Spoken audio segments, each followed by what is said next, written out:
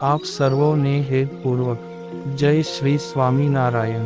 આજની સત્સંગ કથા વાર્તા નિજ મંદિર સાવરકુંડલા। આજની સત્સંગ કથા વાર્તામાં આપણે શ્રીમદ સત્સંગી જીવનની કથા સાંભળશું। અધ્યાય 46। 1। શ્રી નારાયણ મુનિ કહે છે, હે મદ્યપાન કરનારાઓ, આ લોકમાં તમે જગતને છેતરનારા ધૂર્ત પુરુષો છો, મહાપાપીઓ છો। કોઈ પણ વેદાદિ સત્શાસ્ત્રે માન્ય નહીં કરેલા તમારા અસદ ગ્રંથો તમારે મન પરમ પ્રમાણરૂપ હશે, પણ એ ગ્રંથો કોઈ મદ્યપાન કરનારા પુરુષે રચેલા છે, અને એ પાપરૂપ અસદ ગ્રંથોમાં તમને સત્શાસ્ત્રનો ભ્રમ પેદા થયો છે। તેથી તો તમે બધા ભ્રષ્ટ થયા છો। જો સુરાપાન કરવા માત્રથી જ બ્રહ્મજ્ઞાન પ્રાપ્ત થતું હોય તો પૂર્વેના શ્રેષ્ઠતમ મહર્ષિઓ તપશ્ચર્યાનો વૃથા પરિશ્રમ શા માટે કરે? હે માંસપ્રિયો, મદ્યપાન કરનારા શ્વપચના અનેક સમુદાયો ધરતી પર વિદ્યમાન છે, છતાં પણ તેમની મુક્તિ કેમ થતી નથી? કયા પુરુષે તમને આવા ભ્રમના ચક્કરમાં ફસાવ્યા છે?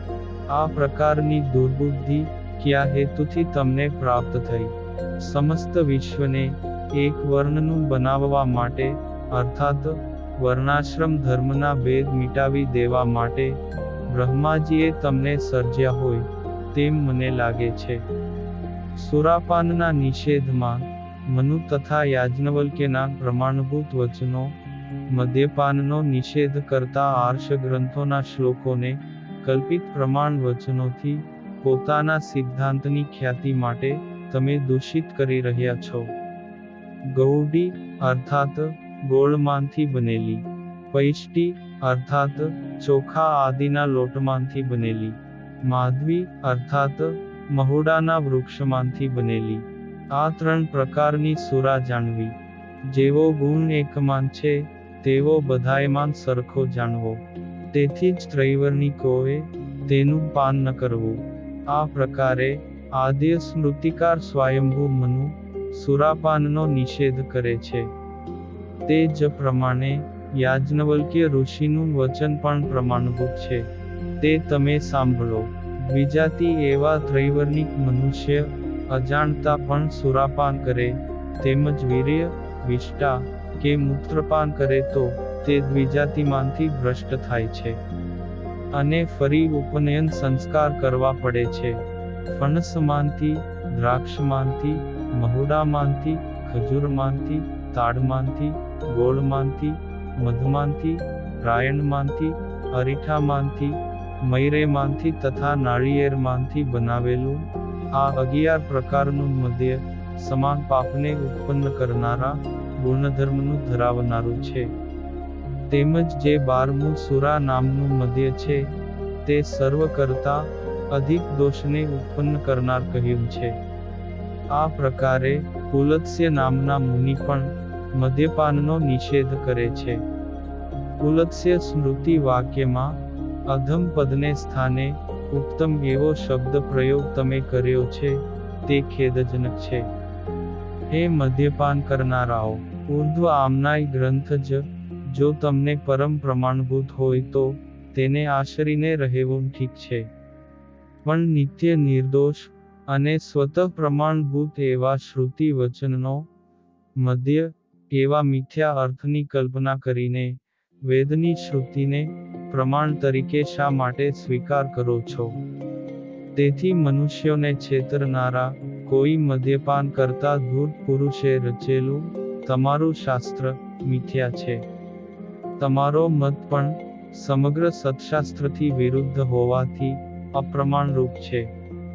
બીજા વર્ણના મનુષ્યોની વાત તો એક બાજુએ રહી, પણ તમે શ્રેષ્ઠ બ્રાહ્મણ છો, છતાં પણ વેદનિંદિત મદ્યનું નિઃશંકપણે પાન કેમ કરો છો?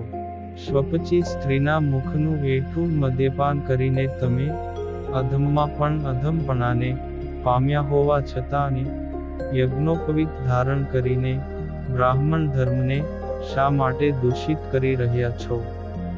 બ્રાહ્મણોએ સુરાપાન કરવું એવું વિધાન કરતું એક પણ વચન આર્ષ પુરુષોના ગ્રંથમાં પ્રતિપાદન કર્યું હોય તો અમને જણાવો.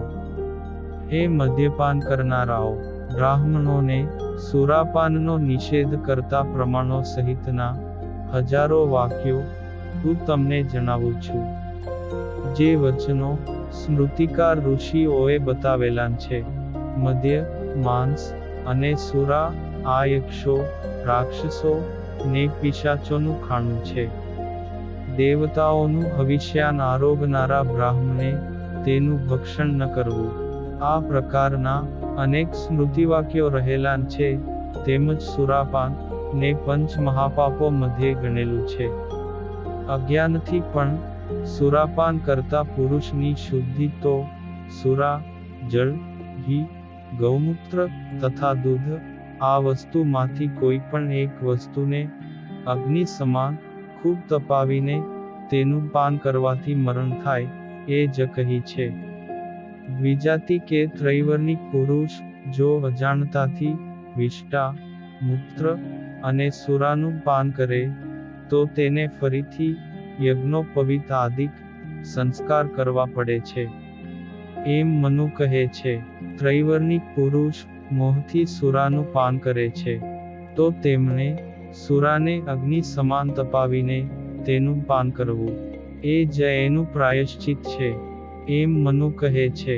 જાણી જોઈને વારંવાર સુરામદ્યનું પાન કરતા ને તમારો આશ્રય કરતા મનુષ્યોને સુરાપાનનો મહિમા બતાવીને ઘોરતમ નરકમાં નાખતા તમારી ગતિ કેવી થશે? પોતાની પરણેતા સ્ત્રી સિવાયની ઇતર સ્ત્રીના સંગનો શાસ્ત્રમાં નિષેધ છે. છતાં પણ જે પુરુષ તેનો સંગ કરે તે પુરુષોને કેવી તીવ્રતમ વેદના થાય છે તેની ભાગવત ગ્રંથમાં વર્ણન કરેલી વાત હું તમને કહું છું.